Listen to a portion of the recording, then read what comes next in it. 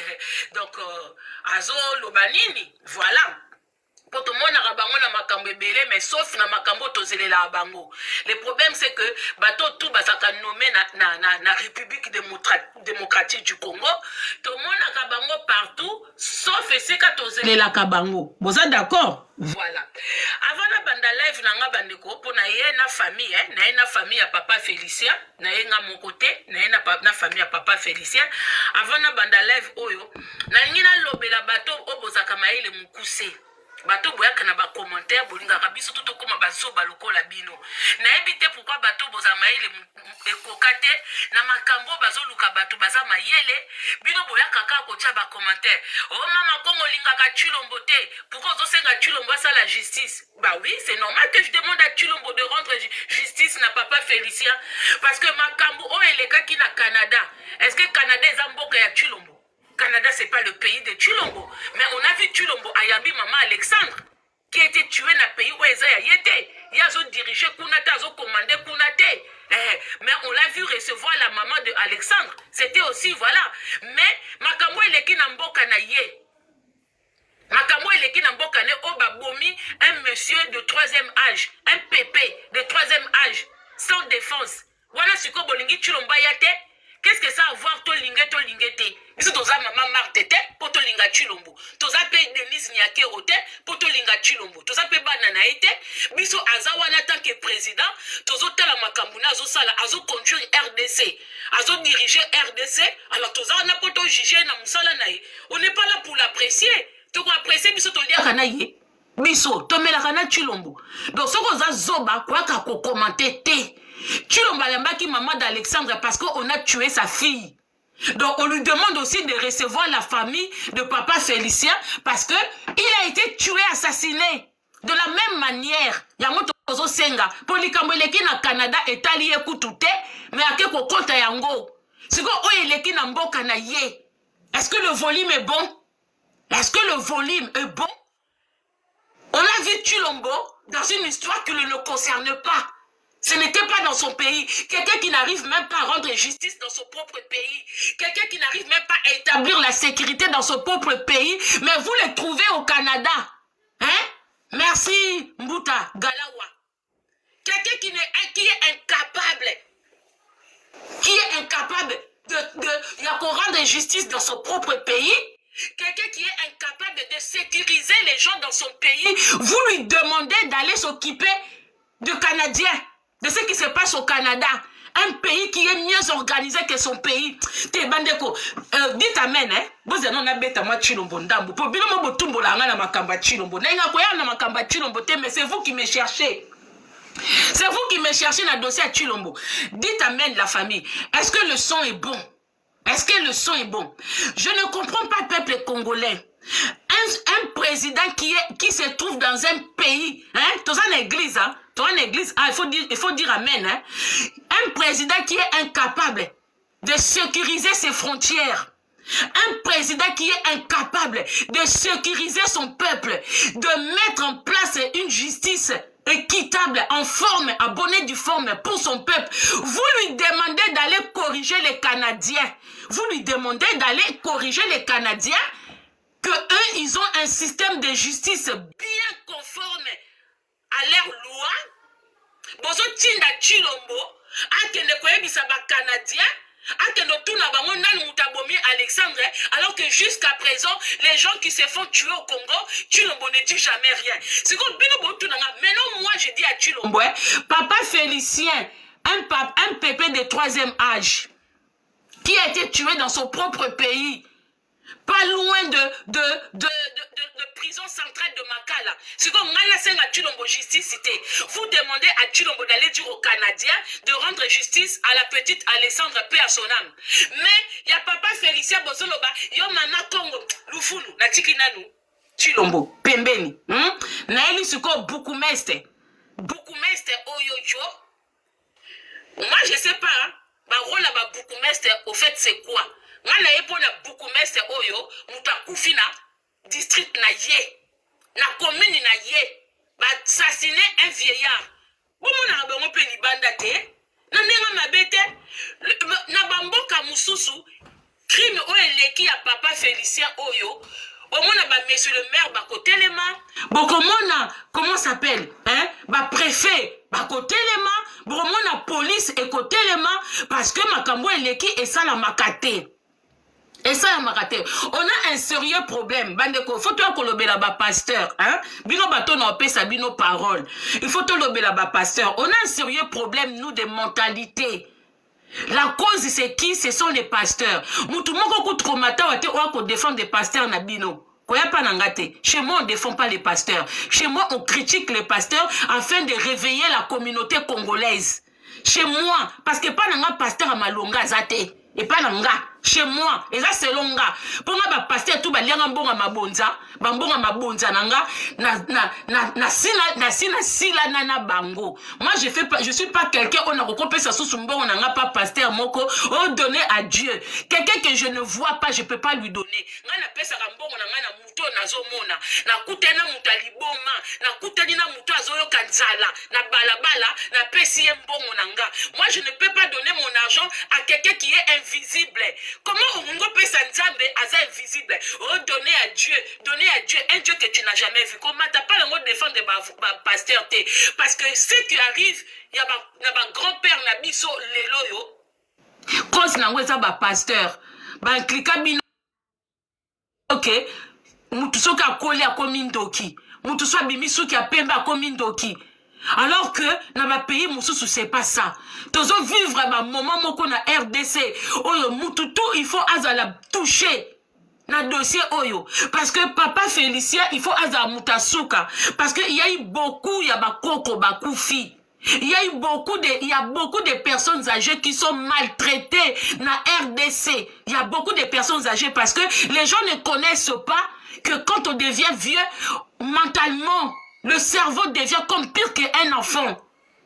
Quand on devient vieux, le cerveau est fatigué. Même un enfant, c'est mieux. C'est mieux même d'avoir un bébé à la maison. C'est mieux même d'avoir un petit enfant à la maison. Les personnes âgées, ce sont des gens qui ont vécu, qui ont travaillé toute leur vie.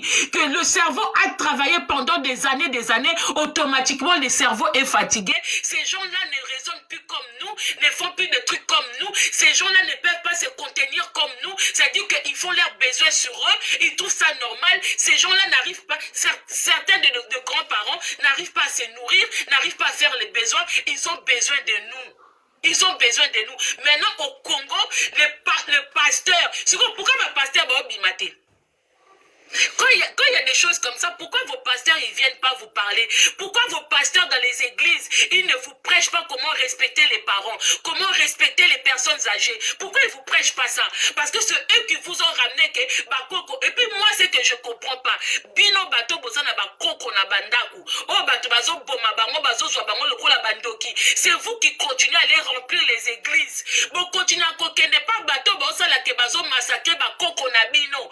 Obi congolais ngasi baye makam na bino o dossier asuka na ya no ya su ba dossier na bino aboete je viendrai plus parce que mona kaka bino batu oyoyo bokenda kotoni sa ba église mais c'est à cause de ce pasteur là que ba parents na bino bazo kufa à cause de ba pasteur wana vous n'arrivez pas à prendre des soins ba koko na bino ya ba parents na bino so ba koli parce que ba pasteur wana ils vous ont mis dans la tête que ceux qui ba koli ba komi bandoki quelqu'un qui t'a mis au monde à l'okioté abomi yote une fois commis sans défense a commis ndoki donc bazaki na force ya kotina bino ba classe bazaki bandoki te quand ils avaient la force de veiller sur vous quand vous étiez malade d'aller chercher à manger pour vous hein d'aller faire en sorte que bon comme mi bali mi bimba basi mi bimba bazaki bandoki te mais une fois ba komi mi bange ba mino esili bango na munoko force esili bango na nzoto ba komi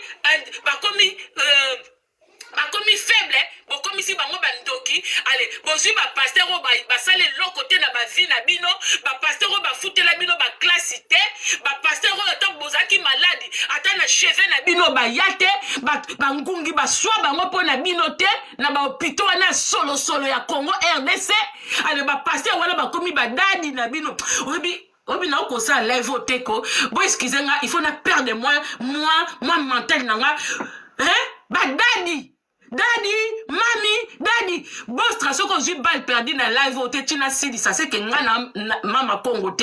Moi ça Bostra, mami Bostra, ce qu'on joue balle perdu dans live, au té, c'est que ngana mama kongote. Oh, nyo se bi ko samela pas Bostra, o samela pas mami Bostra. Bima nous na live, quoi qu'on signale live n'a te pour faut pas soit balle perdu.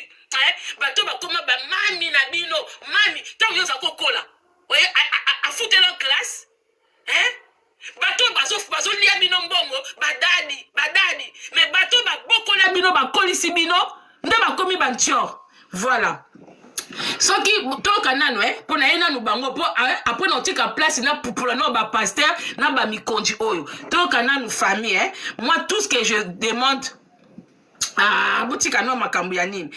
je fais appel, hein, bande kolanga, ndeko famille, hein, grand frère, ce qu'on a na live awawa, en tout cas bengangai, na numéro nangai à 07 51 52 78 78 75. Bon c'est la nano, hein, tous on a nos grand frère, a expliqué biso dossier zawapi, pour toyeba soki. Baza na bakomi na niveau nini ndeko soko za na kati awa ndeko na nga soko za na kati numéro na ngango wana boti na nga batu na sourdine s'il vous plaît boti na nga vraiment batu na sourdine na ndenga mabete. Mettez-moi les gens en sourdine parce que awawa, tout tapoter s'il vous plaît, tout tapoter live. Essayez de me mettre aussi certaines personnes en sourdine, hein, pour awawa mona kakao, bofandika weba zoba ba kote libino. Mona kaba zoba ba la muki a. Bande on a maso boza na kati ya.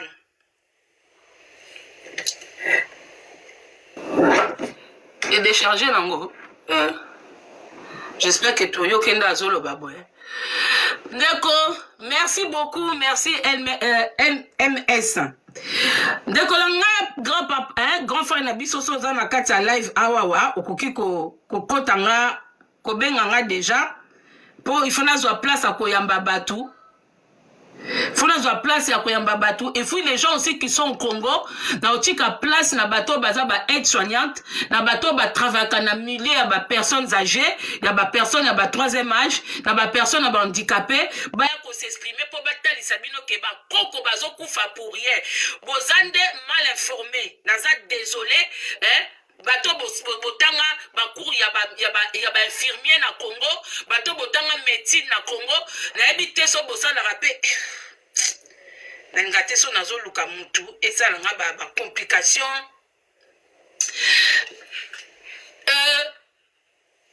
Famille à papa Félicien ceux qui bosana na kati live awawa, s'il vous plaît.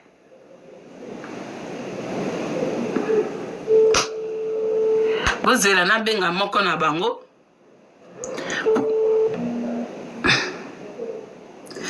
Famille à papa Félicien, grand frère Soza na kati awa, mais koko ta contact nanga, batuba yoka dossier si et komi wapi, parce que les gens sont...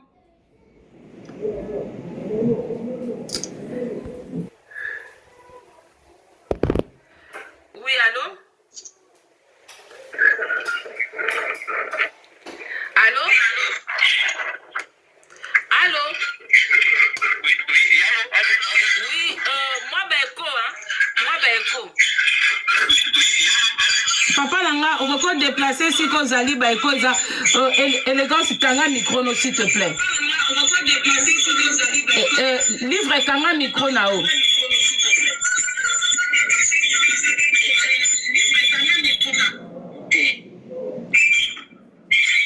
Livre quand même micro, s'il te plaît. Allô, bonjour, papa.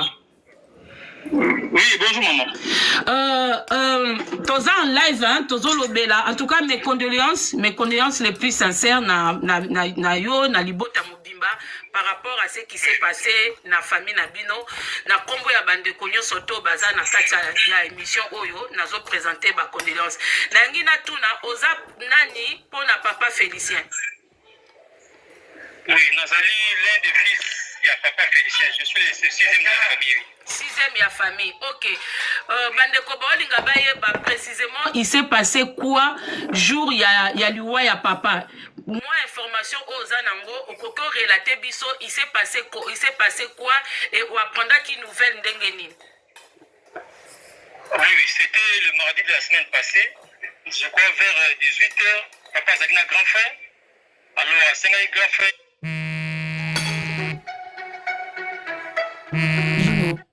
Et grand frère dit que bon, il a donné kilote, c'est demain à qui moussikaté à Zosukabu.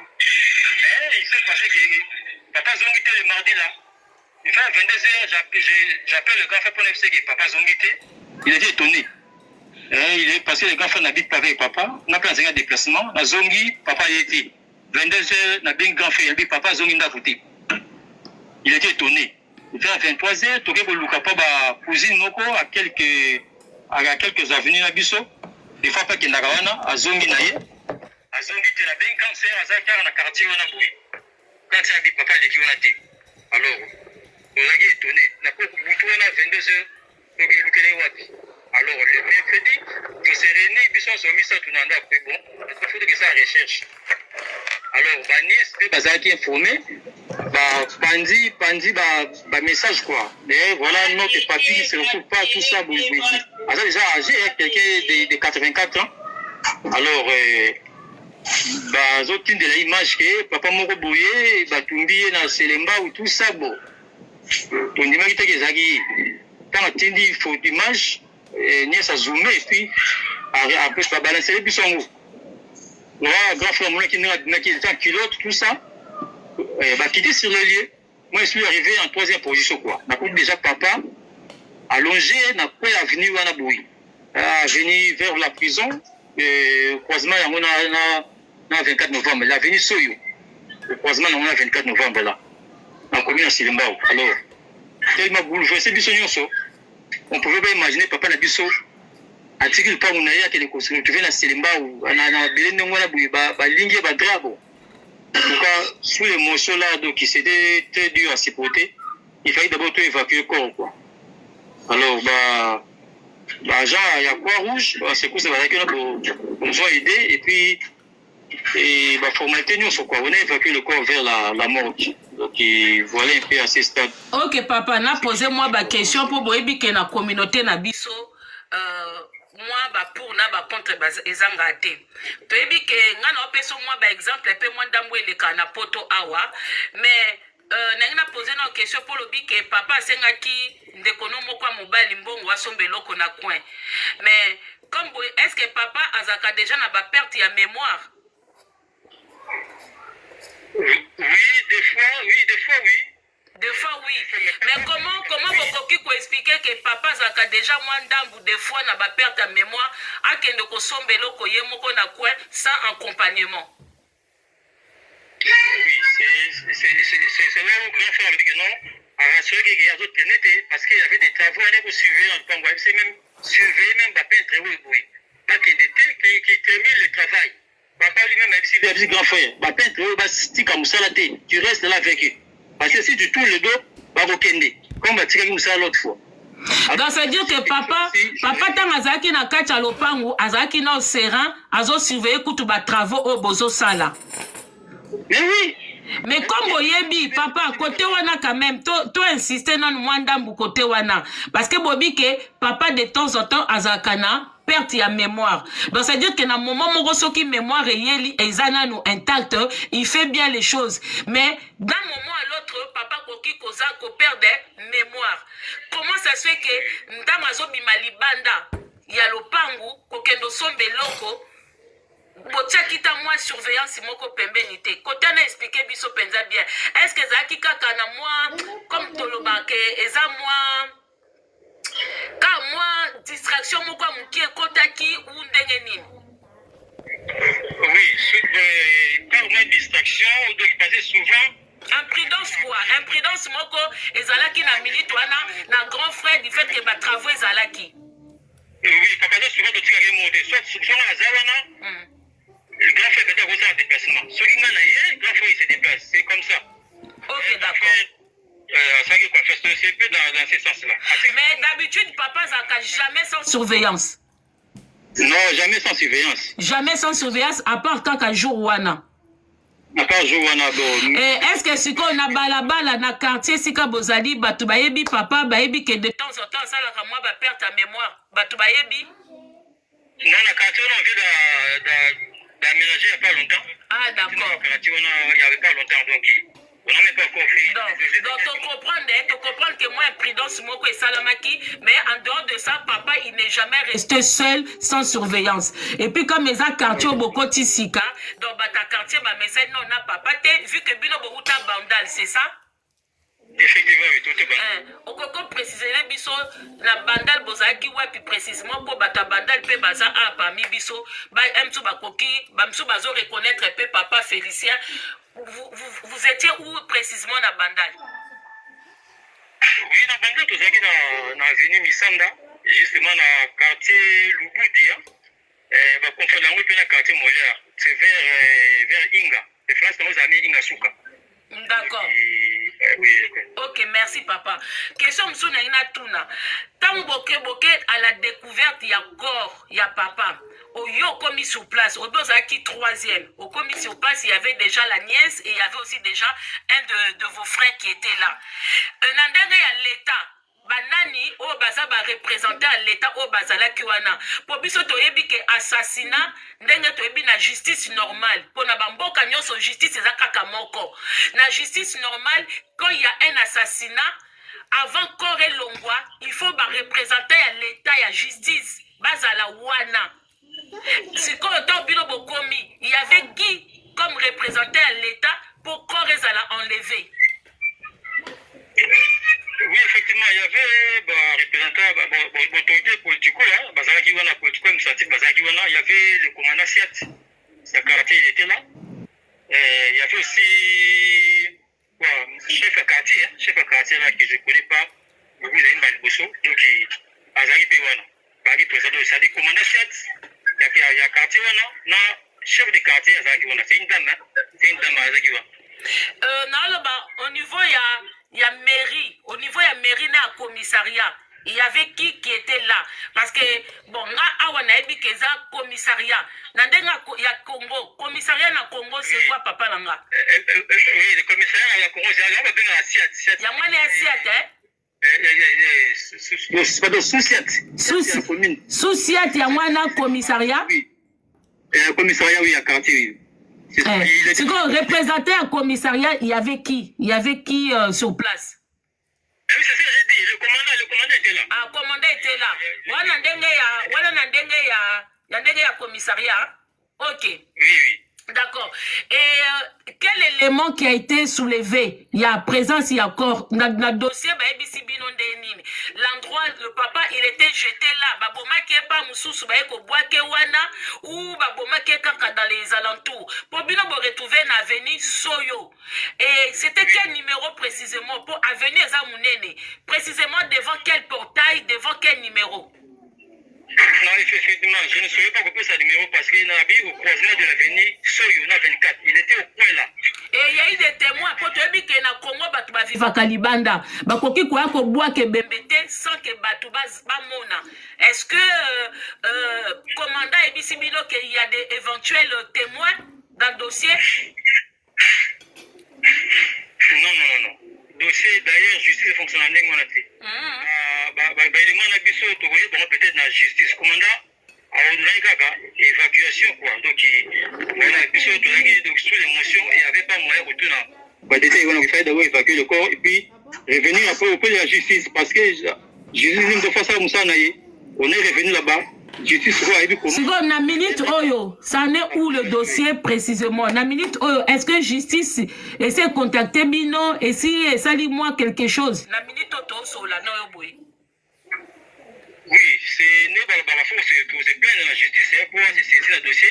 Nous sommes allés nous plaindre, tout ça qui plainte, au niveau il y a parquet, alors tout la suite, il y a dossier quoi, tout ça qui plainte et justice est venu, il fonctionne dans la matière, voilà quoi. En matière de merde, tout ça, donc. Toujours là. tozozela suite. Sikoyo neti selon yo moko nde oyebi mboka na biso ndenge etambolaka s'attendre na dossier sans suite ou s'attendre parce que nayebi te so mboka ngo banquêteur bazalaka papa yo oza na mboka na koloba no eloko mo te bakoki retenir contre yo mais nga na opose ka baquestion mpo bandeko baolanda selon ndenge omonaka mboka na biso ndenge etambolaka ozomona ke y aura enquête sans suite. Oh papa Félicien il sera justice sera rendue. Ozo sentir ndeni. Non, dire ça n'a évité, mais nazo ça confiance na justice jusque là quoi. On ça confiance la justice parce que tout ça j'ai honnête de justice tout ça on va ende d'amour. On ne peut pas se plaindre na mboka justice mboka msusu. Alors tout ça na mboka to se plaindre. Alors c'est la justice ça musana yi. C'est la suite. C'est quoi papa aussi olimbisanga mais la question on a posé du sous il faut être vraiment sincère. Pour nayebi ke mboka na biso nayebi justice le tambolaka. Est-ce que na minute